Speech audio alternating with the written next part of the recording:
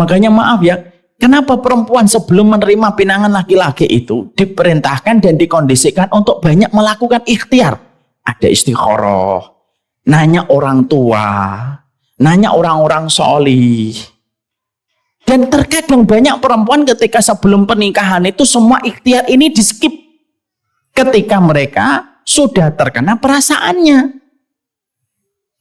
Sehingga akhirnya kalaupun dulunya kita memilih hanya berdasarkan perasaan, tidak ada ustadz yang kita tanya, tidak ada walinya Allah yang solih yang kita tanya, tidak ada pendapat ibu yang kita hormati dan kita prioritaskan untuk bisa memberikan pandangan untuk kita, maka akhirnya kata para ulama, kenapa perempuan itu melupakan anugerah kemudahan yang Allah berikan kepadanya?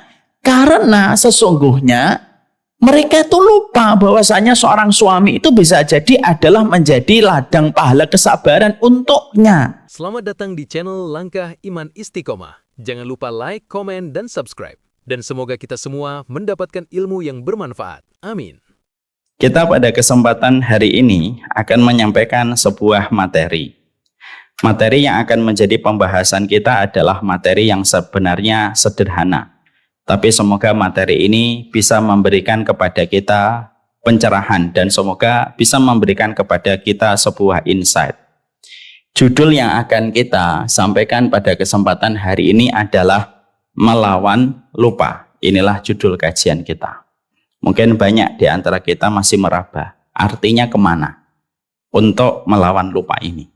Kalau kita waktu SD, kita sering sekali ada iklan. Kalau ada iklan supaya anak itu tidak cepat lupa, minumnya Cerebrofit. Ini itu kalau mengetahui iklan itu berarti kita sudah tua. Dan kita arahnya kemana akan kita bahas. Sebelum kita membahas tentang materi ini, next. Saya ingin menyampaikan bahwasanya Allah itu telah mewajibkan kepada dirinya untuk memudahkan setiap hambanya pada kehidupan. Ini satu poin penting supaya kita paham, supaya kita mengerti bahwasanya Allah itu merupakan zat yang kita sembah, di mana Allah yang kita sembah itu mewajibkan kepada dirinya, mewajibkan kepada zatnya dan kepada setiap namanya yang sempurna dan perbuatannya. Allah itu ingin supaya kehidupan manusia itu ringan.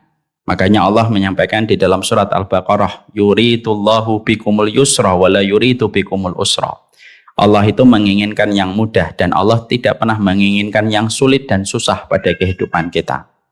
Makanya maaf ya, kalau ada di dalam kehidupan kita, kita merasa ada yang berat dalam sebuah lintasan takdir yang Allah berikan kepada kita, maka berarti bukan Allah yang berdusta.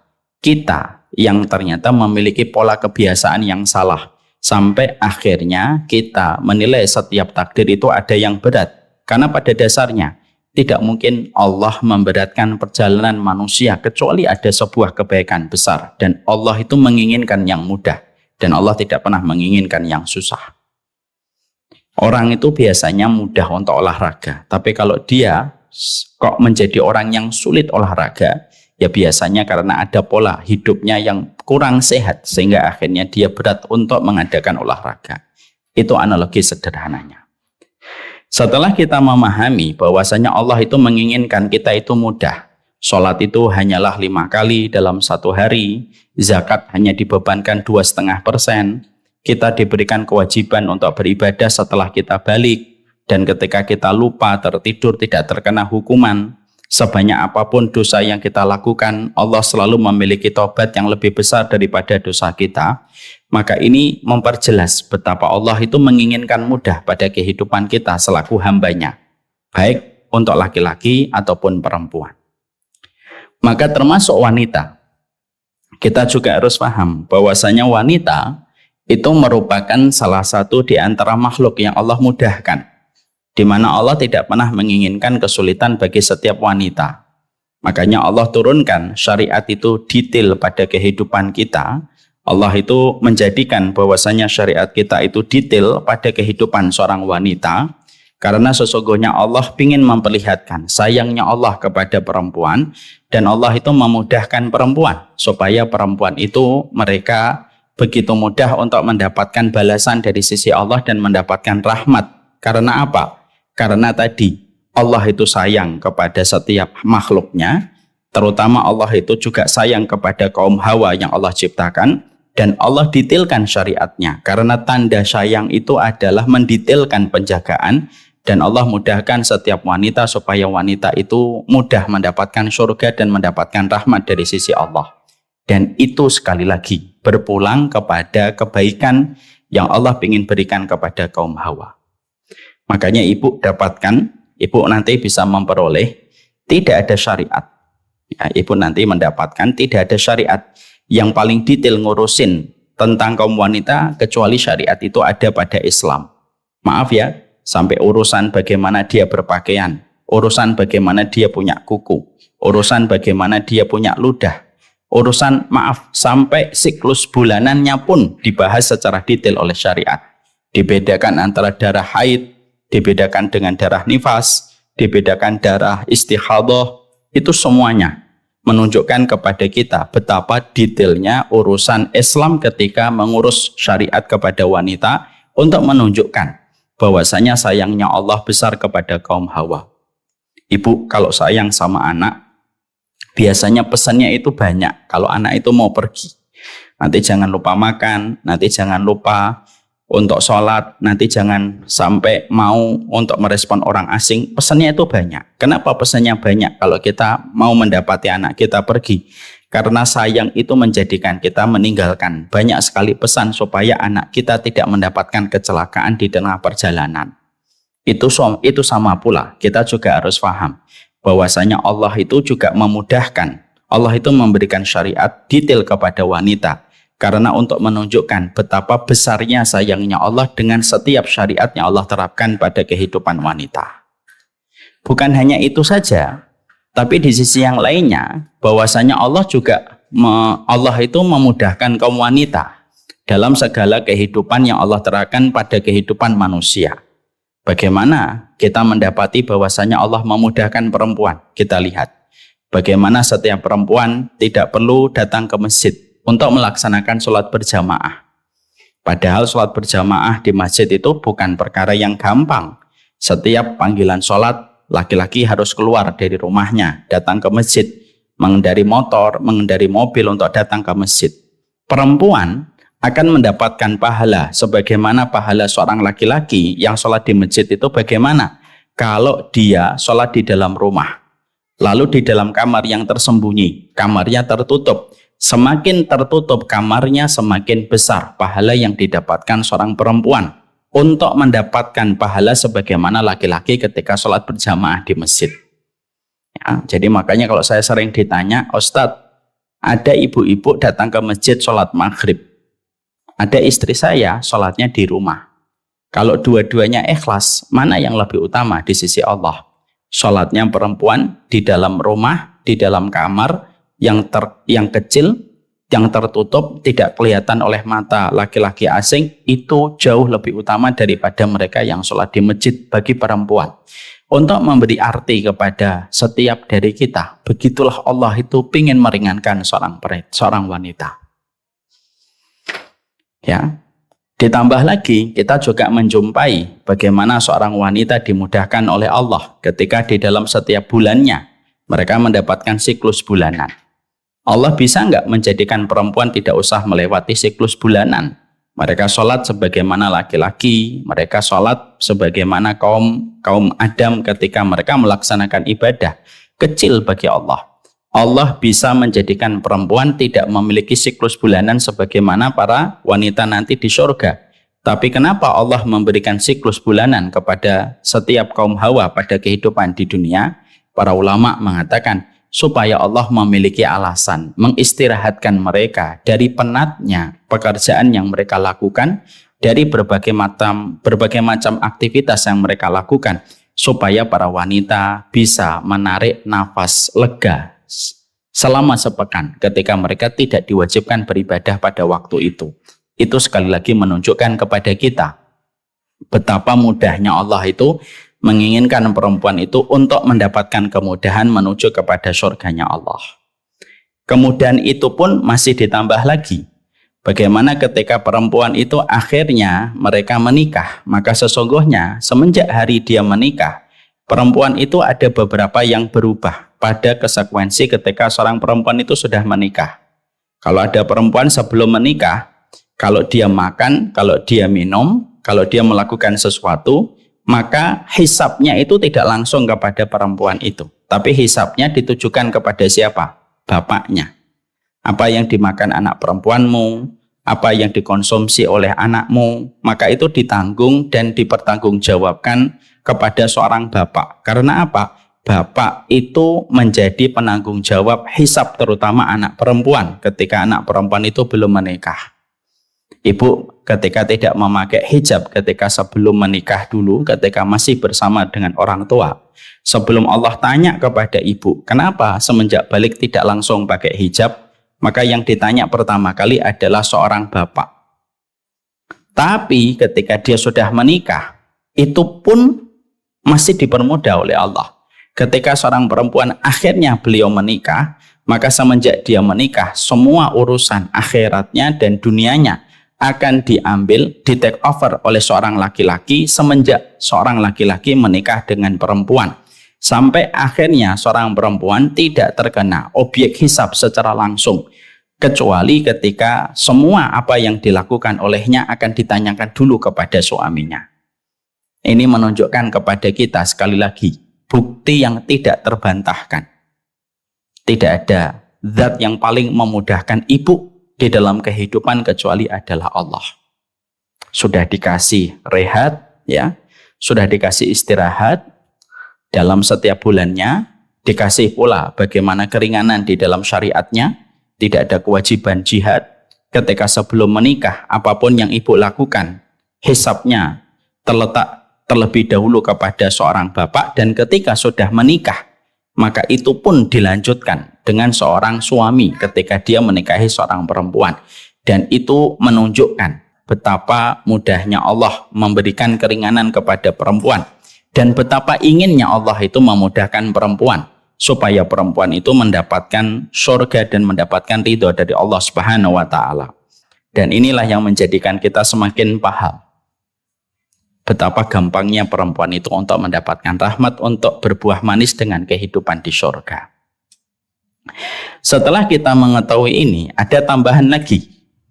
Ada tambahan yang Allah jelaskan, tambahan kembali kepada kita untuk menjelaskan betapa kemudahan itu Allah mudahkan dalam kehidupan kita. Dalam satu riwayat yang sahih, dalam riwayat Muslim, dikatakan oleh Rasulullah Shallallahu Alaihi Wasallam, "Idza ayyuma imra'atin salat khamsaha wa shamat syahruha wa hafidat farjaha wa ata'at li zawjiha faqila lahal jannatu udkhulil jannah min ayil abwabi syi'ti." Maka sesungguhnya dalam hadis riwayat Imam Ahmad dan Abdurrahman bin Auf, ini menjelaskan lagi betapa mudahnya Allah menginginkan kepada perempuan. Jika seorang wanita menunaikan sholat 5 waktunya, berpuasa di bulan Ramadan, menjaga kemaluannya, mentaati suaminya, maka ketika closing statement ditutup dengan kata mentaati suaminya, maka Allah an-nasyaya akan dikatakan kepadanya, masuklah kamu ke dalam surga dari pintu mana saja. Di mana kalau kita melihat rentetan amalan yang Allah sampaikan di dalam hadis ini lewat lisan Rasulullah, itu ternyata hanya terbagi 4. Sholat 5 waktu, berpuasa Ramadan, lalu mereka menutup auratnya, lalu mendapatkan ridho dari suaminya ketika dia taat kepada suaminya. Maka sesederhana itu perjalanan perempuan, maka Allah memuliakan perempuan itu kelak di surga. Mereka akan bebas memilih dari pintu mana saja ketika mereka ingin memasuki surga. Namanya akan tertera dan termaktub di setiap pintu-pintunya surga yang jumlahnya itu ada 8. Karena pintu surga itu ada 8. Ada pintu sholat, ada pintu puasa, ada pintu sedekah, ada pintu jihad, ada pintu aiman, pintu yang dimasuki 40.000, 70.000 orang yang masuk surga tanpa hisab. Ada pintu namanya pintu tobat, ada pintu ridho, ada pintu memaafkan.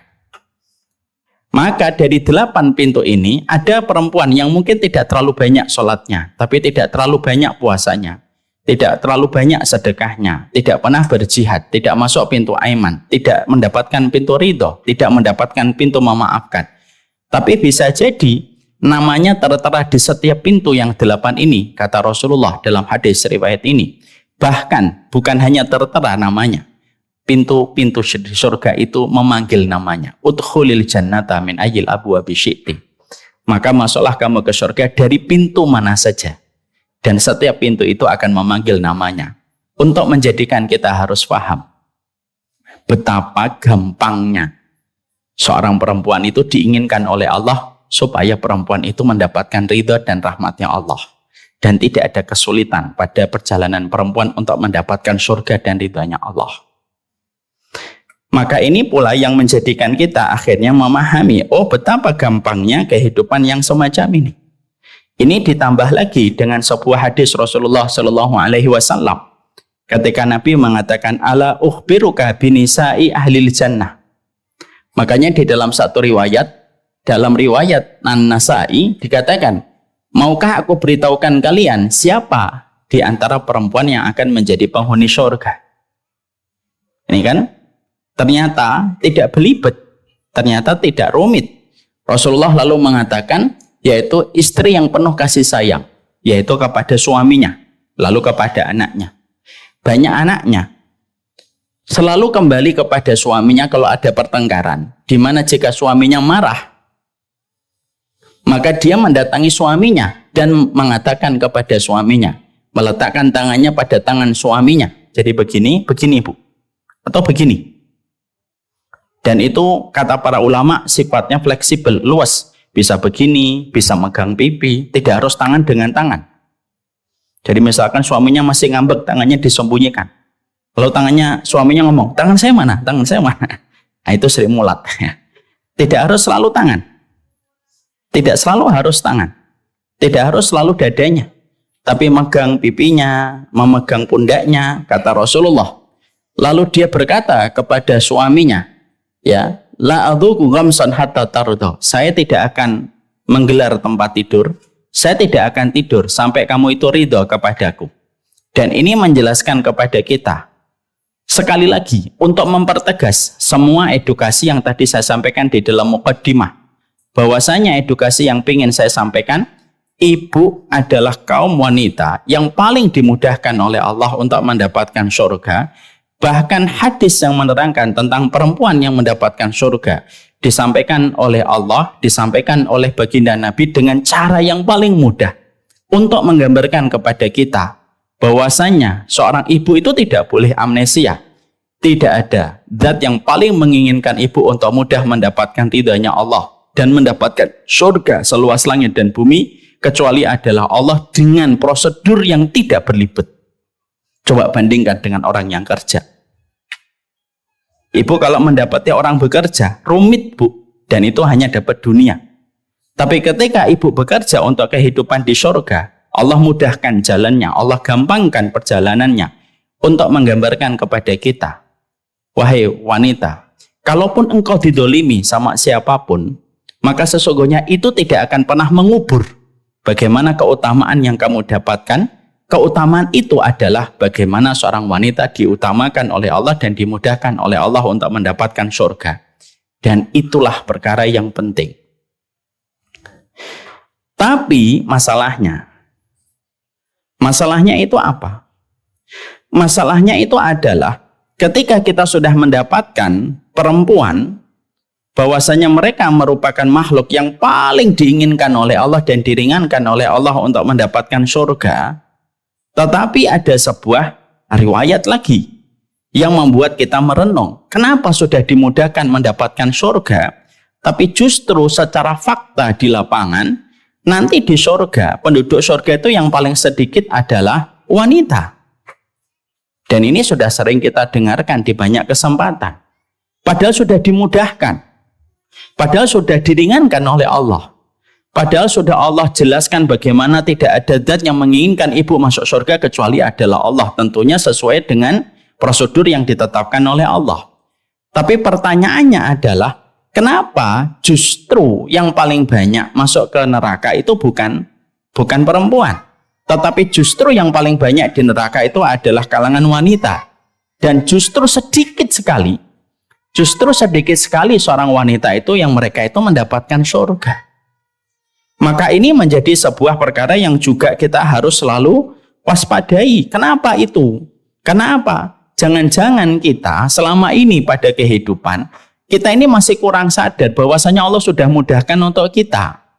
Tapi karena berbagai macam hal yang membuat kita itu tidak sadar-sadar bahwasanya kita ini sudah dimudahkan oleh Allah. Padahal kalau kita perhatikan hadis-hadis yang menerangkan seorang perempuan supaya perempuan itu mendapatkan surga seluas langit dan bumi, itu hadis-hadisnya itu begitu mudah apabila kita memahaminya. Karena apa? Allah tidak pernah menginginkan yang susah, tetapi Allah selalu menginginkan kemudahan. Maka pertanyaannya adalah, lalu mengapa ketika Allah mudahkan jalan untuk mereka menjadi penghuni surga, tapi justru kebanyakan mereka itu gagal mendapatkan itu? Makanya ada sebuah hadis yang dikatakan oleh Rasulullah Shallallahu Alaihi Wasallam, "Ra'aitun nara, falam ara kal yaumi mangdaran qattu wa ra'aitu aksaru ahliha an-nisa."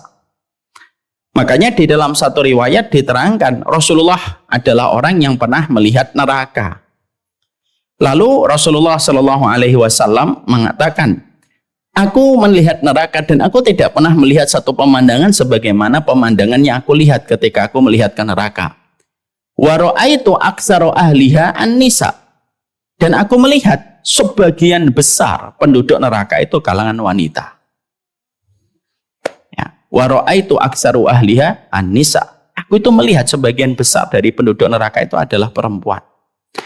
Lalu para laki-laki dan perempuan yang saat itu mendengar, mereka langsung berkata, qalu lima ya Rasulullah.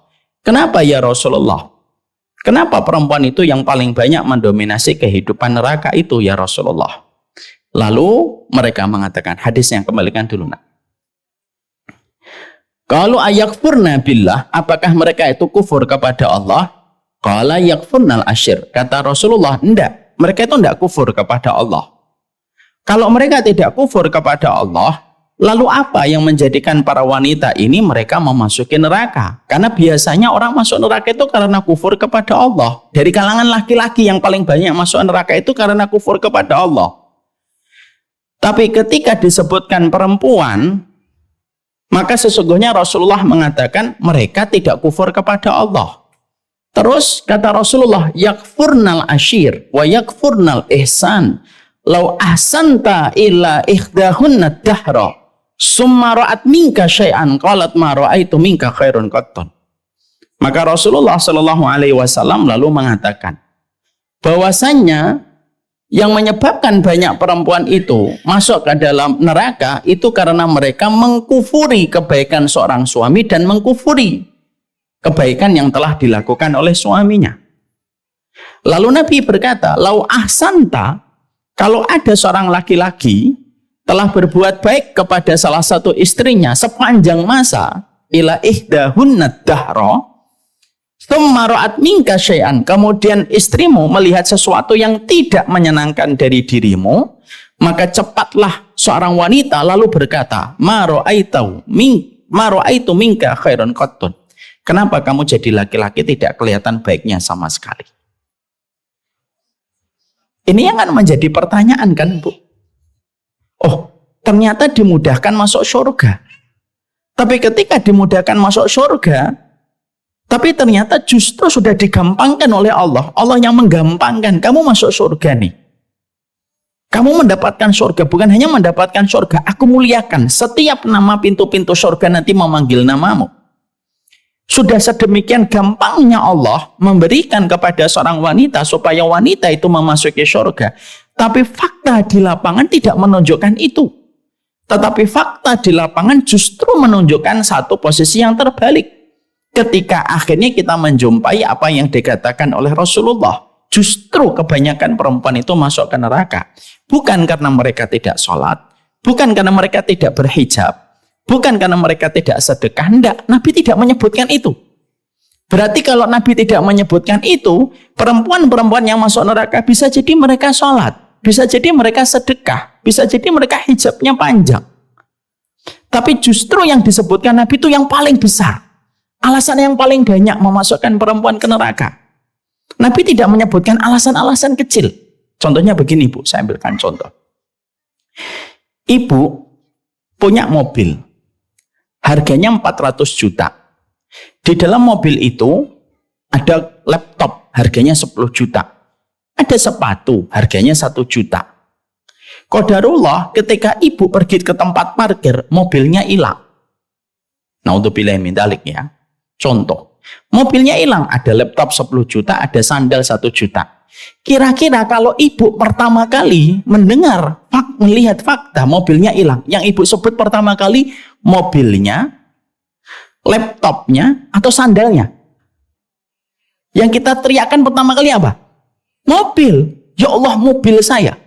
Kenapa kita teriaknya langsung mobil bukan laptop? Karena laptop cuma 10 juta. Kenapa yang kita teriakkan bukan sandal? Karena sandalnya cuma 1 juta. Kenapa yang kita teriakkan langsung, waduh mobil saya hilang? Kenapa yang disebut mobil? Karena mobil yang paling mahal. Sama ini, banyak perempuan yang masuk ke neraka. Tapi kenapa yang disebutkan oleh baginda Nabi Shallallahu Alaihi Wasallam adalah bukan sholatnya, bukan puasanya, bukan hijabnya.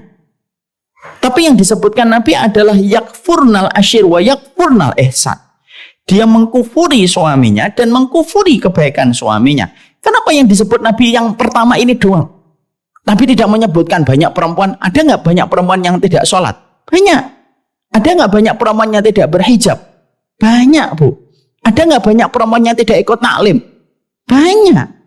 Tapi yang disebutkan Nabi bukan itu. Karena bukan itu alasan terbesarnya seorang perempuan itu masuk neraka. Tapi alasan terbesarnya perempuan itu masuk ke neraka, yaitu ketika mereka itu mengkufuri kebaikan dari apa yang telah dilakukan oleh suaminya. Makanya disinilah kita ingin tahu. Inilah kenapa saya berikan judulnya itu melawan lupa. Kenapa? Supaya para wanita itu memahami betul. Jangan lupa.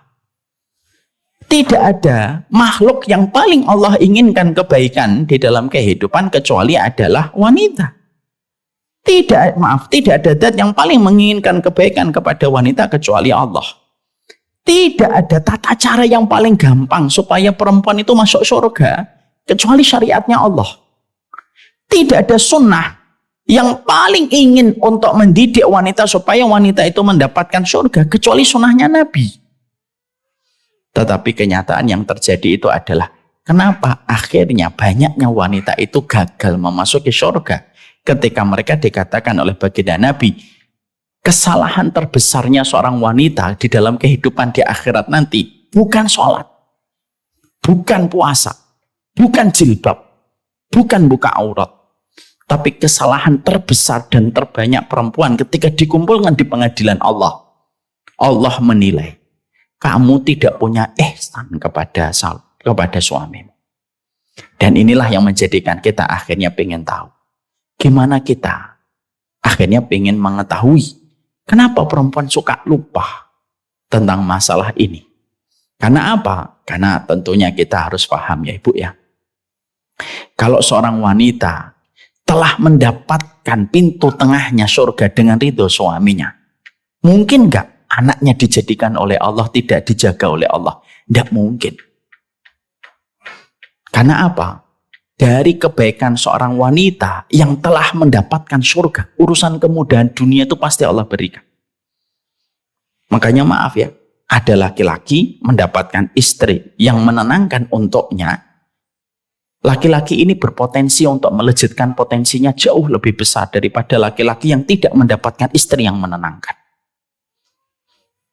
Makanya akhirnya kita ingin tahu kenapa ya banyak perempuan, banyak istri, mereka lupa terhadap kemudahan yang sudah Allah berikan. Padahal sudah dijelaskan oleh baginda Nabi. Dan itu yang menjadikan kita harus mengerti. Ada 5 yang sering menjadikan seorang wanita itu amnesia terhadap kemudahan yang sudah Allah berikan kepadanya. Dan 5 perkara ini yang ingin kita bedah supaya kita tahu. Jangan-jangan kita termasuk orang yang terkena sindrom 5 poin. yang menjadikan akhirnya perempuan itu gagal menuju kepada surga ketika mereka tidak mendapatkan ridho dari suaminya.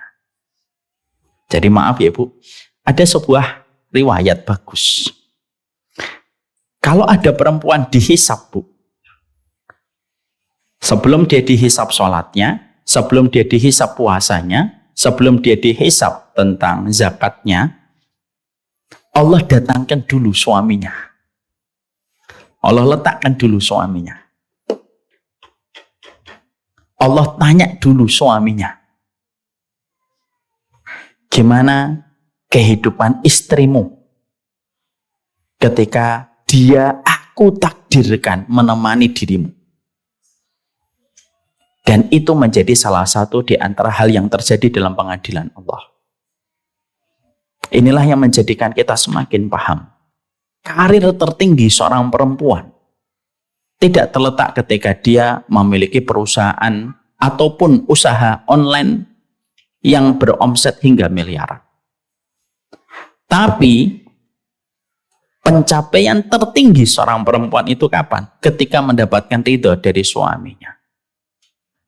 Pencapaian tertinggi seorang wanita itu kapan? Ketika seorang laki-laki melihat istrinya menghembuskan nafas yang terakhir, lalu secara otomatis seorang suami berkata kepada Allah, saya ridho dia menemani saya sepanjang hidupnya. Maka ketika itu sudah disebutkan oleh seorang laki-laki di hadapan Allah secara tulus, nama perempuan itu langsung digoreskan oleh Allah di setiap nama pintu 8 surga. Dan itu yang terkadang sering kita lupakan. Sekarang Ibu, mari kita coba gali. Apa sih 5 perkara yang sering menjadikan wanita amnesia terhadap tugas ini? Ya, sebelum saya membahas tentang itu, saya ingin menyampaikan dulu kisah nyata.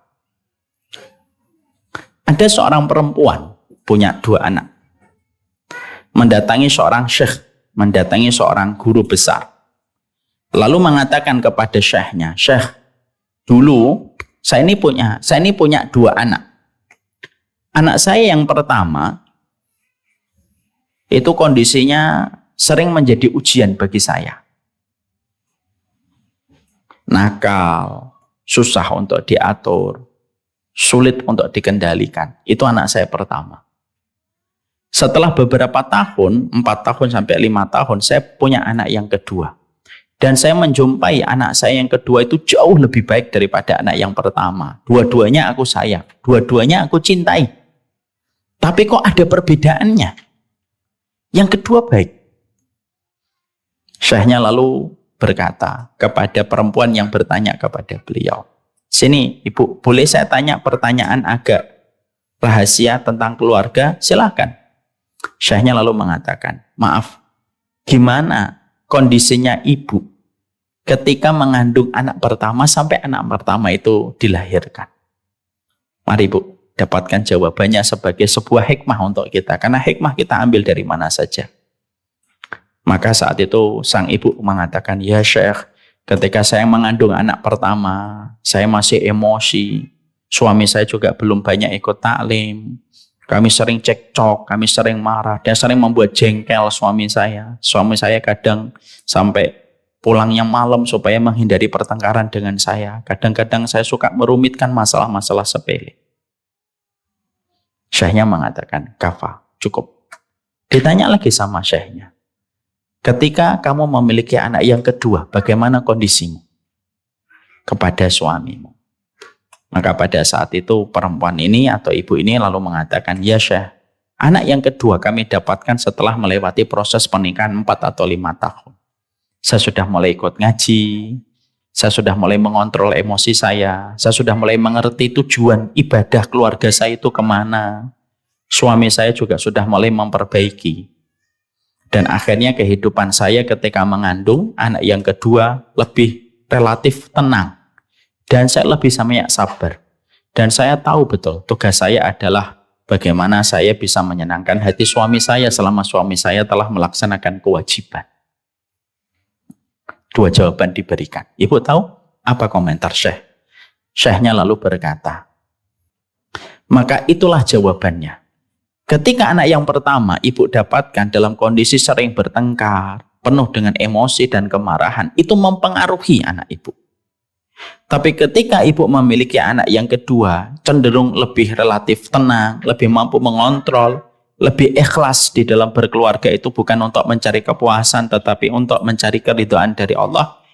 Semua proses ibu ketika berikhtiar itulah yang menjadikan anak ibu dilahirkan oleh Allah dalam kondisi yang jauh lebih tenang daripada kondisi anak pertama. Ini kisah nyata. Ya, ini nanti ibu-ibu jangan sampai ngomong. Ini harusnya materi ini juga disampaikan kepada para suami. Ya, ada juga, tidak usah khawatir. Tapi kan saya harus menyampaikan sesuai segmentasi yang sekarang sedang saya hadapi. Ya nanti kalau ada bapak-bapak ke sini saya harus sampaikan gimana tugasnya seorang bapak-bapak itu besar. Kemarin tuh ada pembahasan, Bu, ada bapak-bapak hadir. Mungkin mau ini ikut ya. Saya menyampaikan dosanya seorang suami itu dampaknya 2 kali lipat merusak daripada dosanya seorang wanita. Begitu, Bu. Makanya dayus itu adanya pada suami atau istri. Dayus itu suami yang membiarkan kemaksiatan terjadi di keluarganya. Itu untuk suami atau untuk istri? Suami. Bukan berarti materi suami itu kita akhirnya skip dan kita tidak pedulikan. Enggak. Tapi kita membicarakan sesuai dengan apa yang sedang kita sedang membicarakan, siapa yang sedang mempelajarinya. Makanya akhirnya disitulah kita akhirnya paham. Saya itu pengen dengan sebuah bahasa yang sederhana. Mari kita membahas tentang kok bisa lupa ya. Seorang perempuan sudah dimudahkan oleh Allah untuk mendapatkan surganya Allah, mendapatkan rahmatnya Allah, bahkan mendapatkan namanya dicatat 8 pintu surga. Tapi kenapa kenyataan yang sering terjadi dan dihadapi setiap harinya itu sering lupa? Dan mari kita pelajari dari apa penjelasan para ulama. Ada 5, Bu, yang biasanya menjadikan manusia suka lupa terhadap apa yang menjadi kemudahan yang sudah Allah berikan kepada mereka. Yang pertama, menyadari bahwa kalaupun engkau diberikan suami yang menjadi ujian, maka inilah sabar tertinggi seorang perempuan atau seorang wanita. Tentunya kita harus paham, kita harus mengerti. Orang yang menjadi pasangan hidup kita itu ada 2. Orang yang menjadi pasangan hidup kita itu ada 2 kategorinya. Ada yang datang membawa bunga, membuat kita tersenyum. Ada pula yang membawa duri yang membuat kita terluka. Itu kaidah takdir dari Allah. Ya, dari setiap semua manusia, dari timur ke barat, utara ke selatan, siapapun jodohmu itu cuma 2. Kalau tidak membuatmu tersenyum dengan bunga dan permen yang membuatmu tersenyum, kalau tidak, dia membawa duri yang membuatmu terluka. Supaya kita diketahui oleh Allah seberapa besar syukurnya dan seberapa besar sabarnya. Maka akhirnya ketika seorang perempuan itu mengetahui takdir dia di dalam pernikahan itu adalah mendapatkan 2 kemungkinan yang tidak bisa kita pilih, Bu. Kita hanya bisa meraba. Oh, sebelum saya nikah ini insya Allah laki-lakinya baik atau tidak. Makanya disuruh istikharah, disuruh nanya sama ibu kita, disuruh nanya sama wali-walinya Allah, orang-orang solih sebelum kita menerima pinangan seorang laki-laki. Kita hanya bisa meraba, Bu. Tapi ketika keputusan takdir itu sudah datang dan sudah berjalan pada kehidupan kita, maka sesungguhnya kalaupun ada di antara kita yang ditakdirkan oleh Allah, akhirnya mendapatkan seorang suami yang tidak sesuai dengan apa yang menjadi ekspektasi diri kita, maka itu pun kata para ulama, Allah berikan kepadamu seorang suami yang bisa jadi suamimu itu tidak sesuai dengan harapanmu dan ekspektasimu, supaya Allah memberikan kepadamu sebuah pahala kesabaran yang besar. Karena sabar yang paling besar itu adalah sabar dalam taat. Sabar itu ada 3. Sabar dalam taat, sabar dalam menahan diri pada kemaksiatan, dan sabar yang ketiga adalah sabar ketika kita menghadapi cobaan hidup. Dan sabar yang paling besar itu kata Rasulullah sabar dalam taat. Dan sabar dalam taat itu diantara breakdownnya Cakupan sabar dalam taat itu apa? Sabar ketika menghadapi suami. Karena apa? Jangan mencari kepuasan di dalam kehidupan pernikahan. Karena pernikahan tidak menjanjikan kepuasan, tapi sejatinya pasti memberikan kepada kita keberkahan. Selama suami kita masih melakukan tanggung jawabnya kepada Allah pada kehidupan dia berkeluarga, dan dia tidak melakukan perkara dosa-dosa besar ataupun melakukan perkara yang membatalkan keislaman, maka sesungguhnya seorang wanita diberikan oleh Allah seorang suami terkadang tidak sesuai dengan harapan yang dia bayangkan ketika dia dulu menikah, karena Allah ingin memberikan kepadanya dari sebuah pahala kesabaran. Makanya maaf ya, kenapa perempuan sebelum menerima pinangan laki-laki itu diperintahkan dan dikondisikan untuk banyak melakukan ikhtiar. Ada istikharah, nanya orang tua, nanya orang-orang solih. Dan terkadang banyak perempuan ketika sebelum pernikahan itu semua ikhtiar ini di skip ketika mereka sudah terkena perasaannya. Sehingga akhirnya kalaupun dulunya kita memilih hanya berdasarkan perasaan, tidak ada ustadz yang kita tanya, tidak ada walinya Allah yang solih yang kita tanya, tidak ada pendapat ibu yang kita hormati dan kita prioritaskan untuk bisa memberikan pandangan untuk kita, maka akhirnya kata para ulama, kenapa perempuan itu melupakan anugerah kemudahan yang Allah berikan kepadanya? Karena sesungguhnya mereka itu lupa bahwasanya seorang suami itu bisa jadi adalah menjadi ladang pahala kesabaran untuknya. Selama dia senantiasa ihtisab kepada Allah dan mengharapkan pahala dari Allah, maka kesadaran ini yang akan tetap membuatnya bisa menikmati proses hidupnya, sebagaimana ketika Asiyah mendapatkan seorang laki-laki yang tidak sesuai dengan karakter iman yang dimiliki. Makanya maaf ya Bu, kita ini harus ingat Bu, sejelek-jelek suami kita harus berani untuk mengatakan begini, ada orang yang lebih solihah daripada saya, tapi dia mendapatkan seorang suami yang jauh lebih buruk dan lebih tercela daripada suami saya. Siapa orang yang lebih solihah daripada ibu? Yaitu adalah Asiyah. Tapi suaminya lebih buruk daripada suaminya ibu. Siapa itu? Fir'aun. Maka itu yang terkadang bisa menguraikan beban di dalam hati kita. Berbuat baik untuk suami bukan dengan sebuah catatan syarat yang kita tetapkan sendiri. Ya, kalau berbuat baik sama suami, lihat-lihat dulu dong Ustadz suaminya. Ini perkataan orang nggak ngaji. Ini perkataan orang nggak ngaji. Tapi ketika kita sudah mengetahui dalam kajian, disitulah kita akhirnya memahami betul. Ada orang yang jauh lebih solihah daripada ibu. Allah kirimkan seorang suami yang jauh lebih buruk daripada suami kita. Maka itu membuat kita memiliki energi kesabaran. Sebagaimana kayak saya, ketika lagi dalam kondisi kecewa, maka di antara hal yang saya katakan adalah, ada laki-laki yang jauh lebih solih daripada saya, tapi mendapatkan seorang istri yang jauh lebih buruk daripada istri saya. Nabi Nuh dengan istrinya. Sehingga akhirnya merenung ketika kita menjalani kehidupan berumah tangga, tiba-tiba kita dibenturkan dengan sesuatu yang bisa merenggut keikhlasan kita pada kehidupan kita berkeluarga, maka kita punya alasan mengembalikan energi keikhlasan diri kita, karena menghadirkan kembali energi keikhlasan itu harus perlu narasi dari sebuah perenungan. Dan ini yang kita dapatkan. Ya. Makanya kita harus memahamkan betul. Ya memang Allah perintahkan kita tuh ya cuma dua. Kalau ada yang berkata, saya sudah berlaku baik, tapi kenapa kok suami saya masih begini? Mungkin Allah melihat dosa-dosamu dan dosa-dosa kita sebelum kita nikah. Tapi Allah menginginkan kita baik. Semakin mendekati hari kematian kita, Allah hadirkan ujian untuk menguras hati kita, supaya Allah punya alasan membersihkan hati kita sebelum kita berjumpa dengannya. Karena terkadang syukur itu terkadang jauh lebih sulit daripada bersabar. Makanya maaf ya, ibu, kalau di kamarnya panas, gerah, jam 1 bangun, jam 1 malam bangun tuh bisa.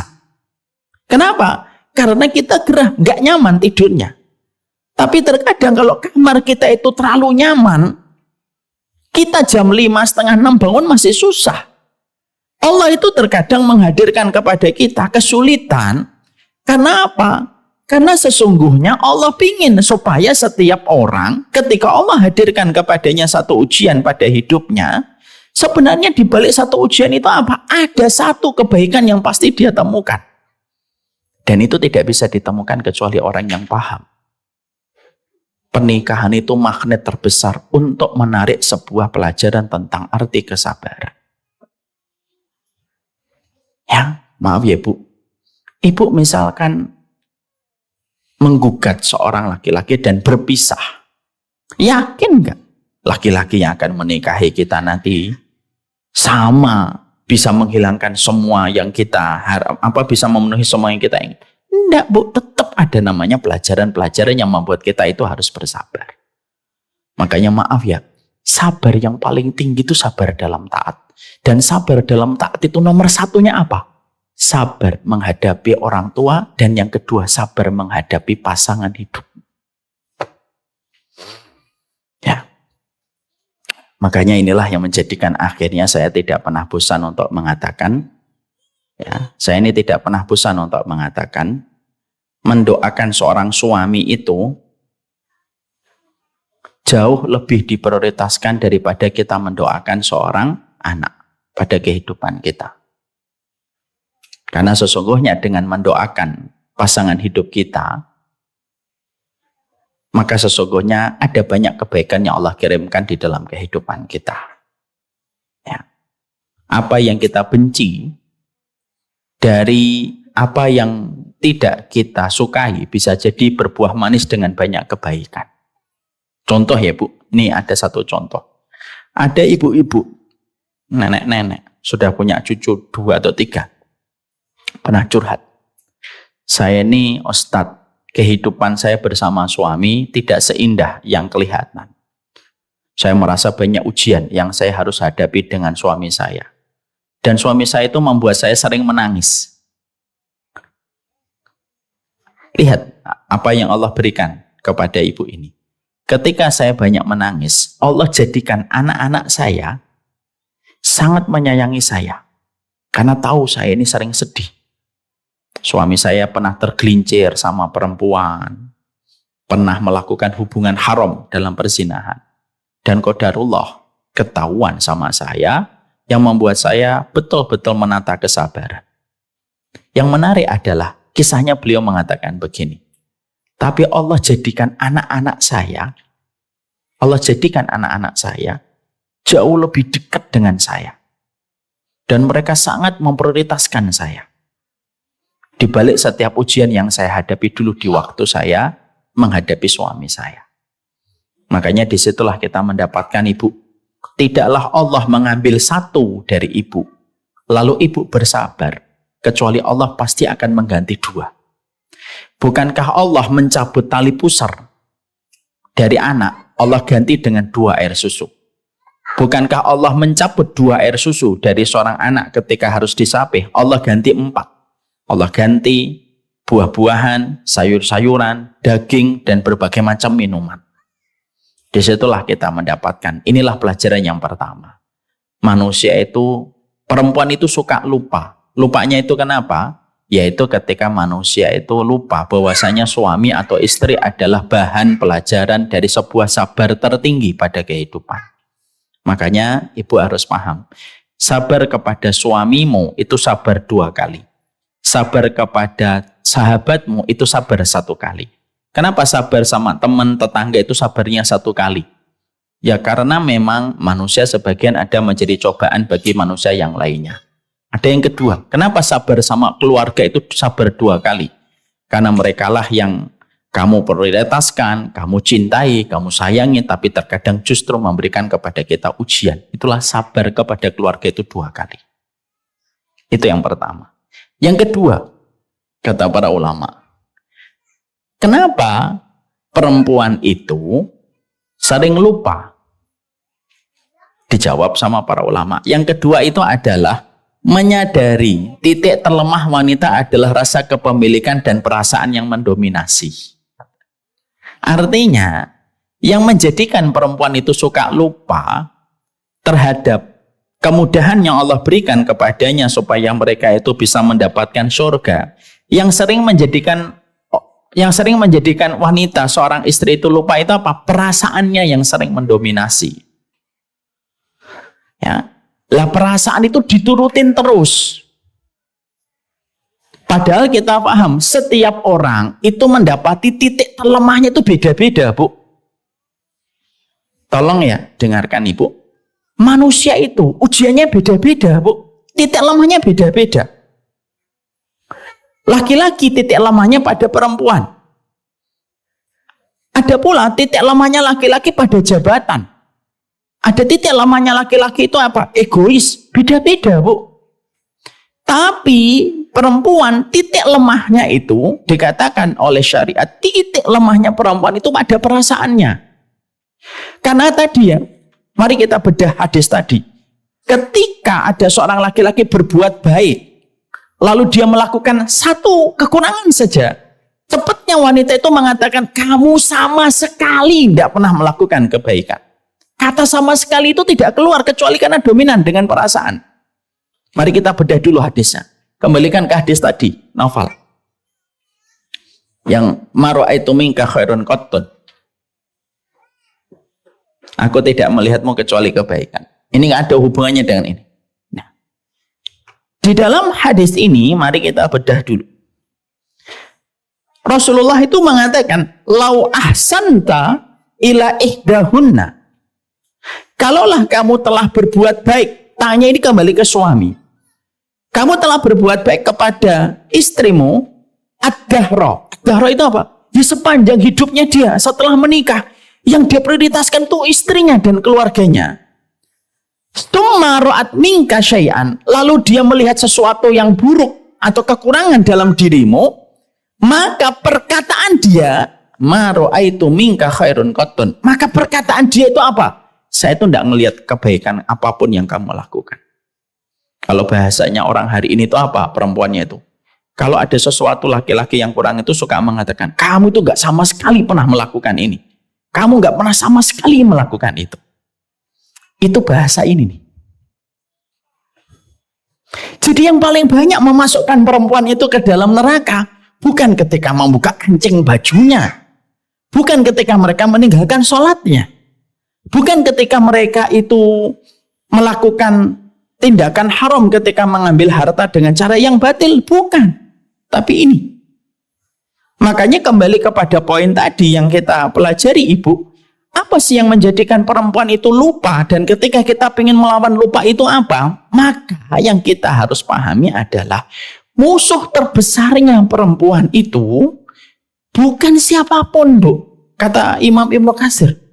Tapi musuh terbesarnya seorang perempuan itu adalah ada di dalam perasaannya.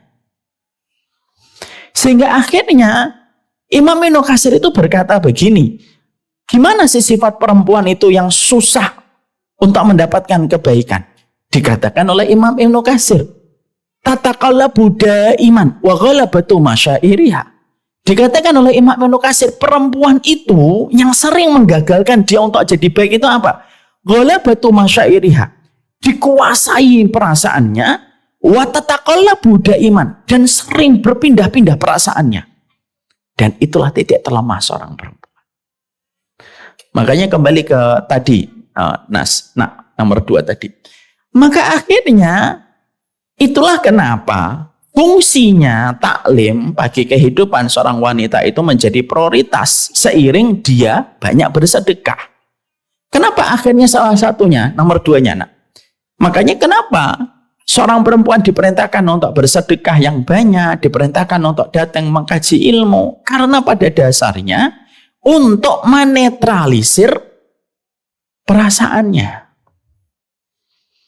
Ya, karena Karena perasaan itu yang sering membentuk seorang perempuan itu akhirnya tergelincir dari jalan rahmatnya Allah. Kan sayang banget ya Bu, ada seorang ibu sudah bekerja luar biasa untuk keluarganya, tapi gara-gara tidak mau untuk melihat bahwasanya titik lemahnya dia itu ada pada perasaannya, rusaknya kehidupan wanita menuju kepada ridhonya Allah itu, yaitu ketika dia selalu membiarkan perasaannya. Lalu membela perasaannya yang tidak ada habisnya. Itu kata Imam Ibnu Katsir.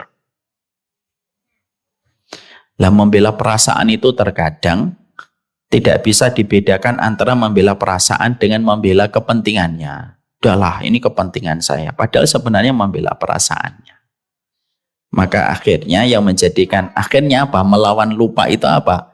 Titik terlamanya wanita adalah rasa kepemilikan, makanya disuruh banyak sedekah, dan perasaan yang paling mendominasi.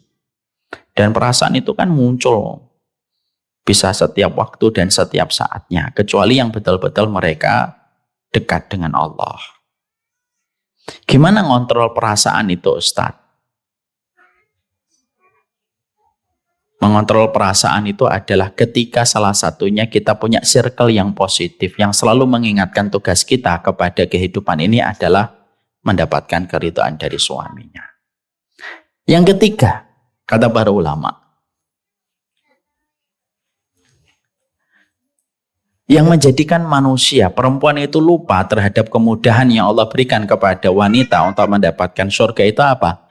Fokus kepada kesempurnaan dan lupa kepada fungsi seorang suami. Saya tanya sama ibu-ibu, apa fungsinya seorang suami, ibu? Apa fungsinya? Mencari nafkah. Mencari nafkah itu bukan fungsi, itu kewajiban. Apa ibu? Itu kewajiban. Itu kewajiban. Itu kewajiban, Bu. Nah,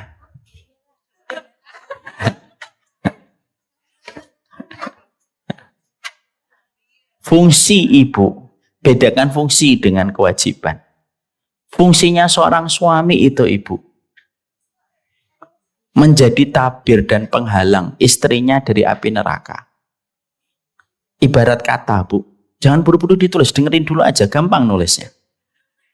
Ibarat kata, suami ibu, punggungnya menghadap ke neraka, dadanya melindungi ibu. Itu kalau diilustrasikan. Maaf ya Bu, kalau ibu punya suami, di rumah, tidur-tiduran, scrolling handphone, terus dia ngerjain hobinya doang. Maaf ya Bu, kalaupun ada laki-laki se-ekstrim itu pun ada misalkan, itu pun tidak menghilangkan fungsinya Bu. Fungsinya apa? Ibu tertutup dengan adanya dirinya dari api neraka. Itu fungsi Ibu. Adapun suami kita menjadi solih, itu kewajiban. Suami kita kemudian mendidik kita, itu kewajiban. Kadang-kadang, maaf ya, kadang-kadang kita sudah fokus kepada kewajibannya, tapi kita melupakan fungsinya dulu. Padahal fungsi ini kita harus mengingatkan dulu. Bahwasanya fungsinya seorang suami itu bagaimanapun mereka menjadi penghalang ibu dari api neraka. Maaf ya Bu, kalau ibu hari ini ada yang tadi bangunnya jam 6, sholat subuhnya, yang pertama kali ditanya ibu atau suaminya ibu? Yang ditanya ibu atau suaminya ibu? Yang tegas jawabnya, yang ditanya ibu atau suaminya ibu? Ibu tidak memakai hijab karena ibu pengen, udahlah saya pengen hijab gitu. Terus dibuka hijabnya. Yang ditanya ibu atau suaminya? Ibu makan, terus ada sisanya. Dan sisa itu merupakan bagian dari pekerjaan setan. Dimakan sama setan. Yang ditanya ibu atau suami? Suami, Bu. Makanya akhirnya kata para ulama, kenapa banyak orang lupa kemudahan yang Allah berikan kepadanya supaya dia menyenangkan untuk suaminya? Karena dia fokus kepada kesempurnaan dari sebuah kewajiban tetapi lupa kepada fungsinya. Jadi maaf ya Bu, saya tuh pengen mengatakan gini, kalaupun ada yang ekstrim, suami ibu nggak ngapa-ngapain di rumah, tapi tetap ngasih nafkah, tetapi dia tidak melakukan dosa besar, tapi tetap di rumah itu jengkelin dari pagi sampai malam, itu pun fungsinya tidak akan hilang Bu. Masalah bagaimana dia nanti sholih, bagaimana dia taat, ibu tidak akan pernah ditanya. Makanya para ulama mengatakan, kalaupun engkau mendapati suamimu tidak sholih, misalkan dia tidak sholat di masjid, tapi sholat di rumah, ibu tidak akan pernah ditanya sama Allah. Kalaupun ibu misalkan dalam kondisi mendapatkan suami berzina, naudzubillah min dzalik, itu pun ibu tidak akan ditanya oleh Allah. Kenapa? Seorang suami berkewajiban sendiri dia di hadapan Allah. Kenapa ingin ini disampaikan oleh para ulama poin yang ketiga ini? Karena banyak di antara kita akhirnya lupa kewajiban kita kepada suami kita karena hanya melihat kewajibannya, tapi melupakan anugerah fungsinya yang sudah Allah berikan kepada kita. Kenapa fungsi ini harus kita pahami kembali? Setidaknya kita masih punya alasan untuk bersyukur walaupun masih terbata-bata. Dan ini yang terkadang sering kita lupakan. Ya, makanya akhirnya saya harus memahamkan fungsi. Mendidik istri, mengarahkan istri, itu kewajiban. Kalaupun tidak dilakukan, itu tanggung jawab dia dengan Allah. Dan inilah yang menjadikan kita harus paham. Maaf ya Bu, kalau Asia tadi bahwasanya fungsinya seorang suami harus mendidik, mengarahkan, memberikan keimanan, harusnya Asia itu gagal masuk surga. Kenapa kok gagal masuk surga? Suaminya nggak pernah ngajarin untuk beriman sama Allah. Suaminya mengaku Tuhan yang paling tinggi. Tapi kenapa dengan suami separah Fir'aun, Asia tetap bisa mendapatkan surga? Karena pada dasarnya kewajiban seorang laki-laki kepada Allah itu antara dirinya dengan Allah. Tapi seorang Asia, dia tetap mendapatkan sebuah fungsi dari suaminya, yaitu menjadi tabir dari api neraka. Lah inilah yang menjadikan kita akhirnya paham. Kalaupun ekstrim terjadi Bu, suami kita mengecewakan, maka setidaknya kita harus ingat yang bisa menenangkan kita.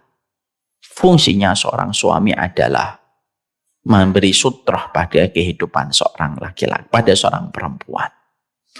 Makanya maaf ya Ibu, saya mau jujur. Saya banyak sekali mendapati curhatan bapak-bapak. Ya kalau sudah kenal akrab tuh ya banyak curhat. Kadang-kadang curhatan mereka itu membuat saya itu tertahan air mata. Ada yang ngomong saat saya itu sebenarnya udah nggak tahan kerja. Lalu saya tanya kenapa nggak keluar saja Pak, resign gitu, cari yang lain. Yang terfikir di pikiran saya itu istri saya dan anak-anak. Demi Allah Bu. Ada yang jam pagi keluar, nyusurin jalan. Tidak sedikit laki-laki yang meninggal ketika kerja di tengah jalan ketika tertabrak. Dan maaf ya Bu, sudah sedemikian itu mereka melakukan. Mereka itu dicabut. Rasa kepemilikan bendanya itu dicabut sama Allah ketika menikah. Mereka harus berbagi dengan istrinya dan anaknya. Banyak laki-laki yang terkadang dia sengaja membungkus makanan yang dihadiahkan panitia kepada satu kegiatan, dibungkus supaya dibawa ke rumah, itu tidak sedikit Bu. Walaupun laki-lakinya belum ngaji. Saya pernah di gedung Jakarta, panitia lagi membagikan makanan, ada obi, terus dimasukkan plastik. Saya tanya, Mas dimakan aja. Sampai saya akhirnya buka bungkusan saya, udah makan sama saya. Saya tidak mengatakan bahwasanya saya tidak mengatakan bahwasanya laki-laki itu harus sempurna dalam segala hal. Tapi saya mendapati betul bagaimana banyak laki-laki itu rasa kepemilikannya terhadap benda itu dicabut oleh Allah. Supaya dia bisa berbagi sama istri dan anaknya. Ada nggak Ibu? Maaf ya Bu. Sedermawan-dermawannya laki-laki. Kalau dia disuruh untuk traktir temennya, 5 kali, 6 kali sudah berat dia. Sekali senang, 2 kali senang, 3 kali senang, 4 kali senang. 5 kali dia sudah mulai berat. Mosok yang bayarin saya terus. Gantian dong. 6 kali, aduh, nggak usah makan deh daripada yang traktir saya lagi. Walaupun dia orang yang paling dermawan, ya atau tidak, Bu? Tapi pernah nggak suami kita, misalkan sama istrinya, sampai maaf ada istri yang mungkin belum punya anak, dia traktir terus. Pernah nggak ada suami kita ngomong, oh saya pikir-pikir saya traktir kamu sudah 13 tahun ya? Nggak pernah. Mungkin pelit ada. Tapi pelitnya pun, maaf ya Bu, kalaupun dia pelit, misal ibu dapetin suami saya pelit, oke, saya akan bedah secara fikih. Suami ibu pelit, meninggal dunia, siapa yang dapat jatah hartanya? Tetangga atau ibu? Setelah ibu siapa? Anaknya ibu. Kalau anaknya ibu, siapa yang dia prioritaskan kalau bukan ibu? Kembalinya ke kita. Kalaupun ada suami pelit, saya tidak mengatakan, oh suami itu silahkan pelit. Enggak. Karena saya selalu menyampaikan kepada para bapak-bapak, tidak ada nafkah terbaik kecuali yang diberikan kepada istri dan kepada anak-anak kita. Tapi in case ibu dapat suami yang pelit, oke kita bedah. Kalau ibu dapat suami yang pelit sekalipun, itu harta juga kembali kepada ibu. Tapi nunggu mati Ustadz. Ya iya, tapi kan sebenarnya juga kembali kepada ibu. Maka inilah yang menjadikan akhirnya kita memahami yang ketiga, fokus kepada kesempurnaan dan lupa kepada fungsinya seorang suami. Dan namanya juga melawan lupa. Dan ini termasuk salah satu poin yang ketiga. Poin yang keempat.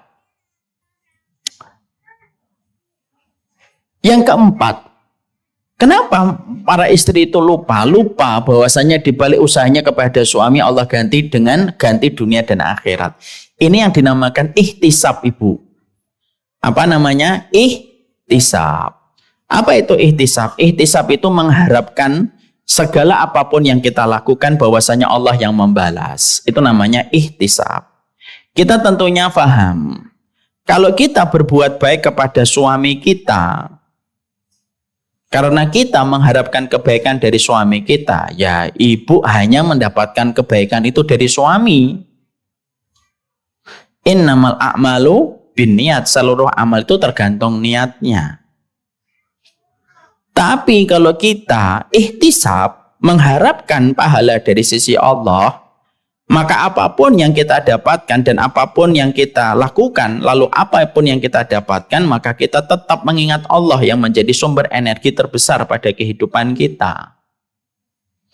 Yang sering dilupakan oleh kita itu energi amalan ibadah yang bernama ihtisab, Bu. Kalau ihtisab sudah hilang, itu ibarat tanah yang tidak tersentuh dengan air hujan selama setahun. Apapun cepat membuat marah dan emosi. Kenapa? Kita lupa yang membalas kebaikan kita itu bukan manusia tetapi Allah.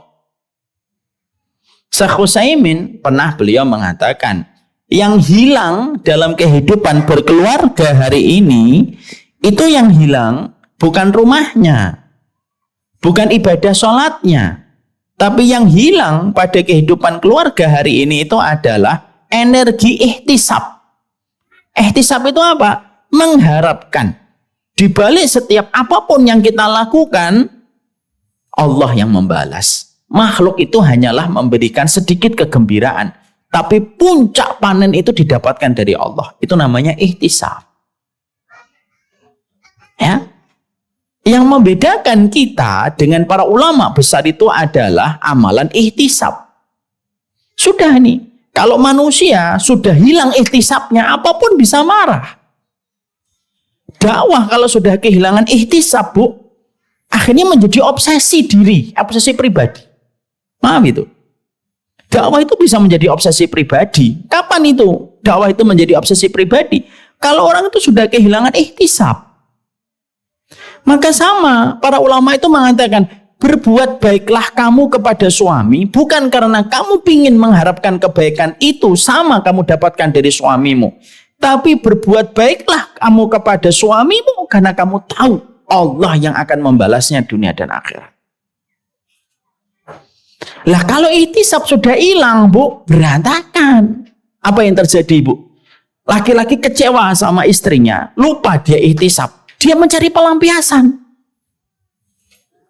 Seorang perempuan ketika dia kecewa sama suaminya, ketika dia tidak mendapatkan kebaikan dari suaminya, dia bisa melakukan perbuatan dosa besar ketika terjadi perselingkuhan. Kenapa? Ihtisab kalau hilang itu kayak tanah yang tidak terguyur dengan air hujan selama 1 tahun, Bu. Tidak usah butuh pematik api. Gesekan benda aja bisa menyulut menjadi sebuah kebakaran. Itulah energi ihtisab, Bu. Kapan Ibu suka marah-marah sama anak, atau kapan saya suka marah-marah sama anak? Kalau energi hati kita ihtisabnya hilang, Bu. Akhirnya apa? Marah, pinginnya instan. Tapi kapan kita akan memiliki kelapangan? Kalau ihtisab itu ada. Mendidik anak, mengkondisikan istri, mengarahkan suami, itu merupakan perkara yang harus dilalui dengan ihtisab. Lah ihtisab ini sering tidak disadari karena banyak orang yang belum tahu artinya ihtisab itu apa. Padahal ihtisab itu amalan hati yang paling besar pada kehidupan kita. Setelah keikhlasan itu namanya ihtisab. Ibu masak, pulang suaminya, lalu suaminya ngomong, sudah makan tadi. Padahal kita masak sudah 2,5 jam. Lihat YouTube-nya 3 jam. Nyatetnya berapa lama? Pulang dengan santai ngomong, udah makan tadi. Kalau ihtisab, maka ihtisabnya itu ya sudah, tinggal diangetin, dimakan besok. Kalau ihtisab, nggak ada masalah. Tapi kalau orang hilang ihtisabnya, selesai itu. Akan terjadi sebuah perselisihan yang cukup lama untuk mengendalikan itu. Maka akhirnya disitulah kita akhirnya paham. Yang keempat, lupa dibalik usahanya kepada suami, Allah ganti dengan dunia akhirat. Dan yang kelima, yang terakhir, kata para ulama, yaitu lemahnya penjagaan hati. Artinya jarang ngaji, jarang ikut taklim. Maka itu termasuk salah satu di antara hal yang sering membuat manusia itu lupa. Maaf ya Bu, ngaji aja belum tentu terjaga hatinya. Kenapa? Ketika ngajinya hanya dicari pada tema-tema yang kira-kira dia butuhkan aja. Temanya apa? Kewajiban seorang suami. Ini, ikut saya. Temanya apa? Hak-hak istri. Ini saya ikut nih. Maaf ya Bu, saya kurang setuju kalau ada seorang ustadz menyampaikan sesuatu terlalu berlebihan. Misalkan, dia menyampaikan haknya suami terlalu berlebihan, bahaya. Dia menyampaikan terlalu sering haknya istri, itu juga terlalu bahaya. Kenapa? Ilmu itu obat. Tapi kalau obat itu takaran dan dosisnya berlebihan, itu juga bisa merusak. Maaf ya Bu, yang hilang hari ini bukan ilmunya. Tapi yang hilang hari ini adalah keberkahan mata seorang wanita memandang suaminya. Saya ulang kembali. Yang hari ini hilang bukan majelis ilmu. Yang hari ini hilang bukan majelis taklim. Tapi hari ini yang hilang itu adalah keberkahan seorang suami ketika melihat suaminya. Nah inilah yang menjadikan kita akhirnya paham. Kenapa diperintahkan kita untuk ngaji. Kenapa kita diperintahkan untuk kumpul circle kita yang positif, yang taat sama suami didatengin, yang sabarnya sama suami harus kita jadikan persahabatan dengan mereka. Karena pada dasarnya itulah yang menjadikan kita ingat kembali kepada tugas kita.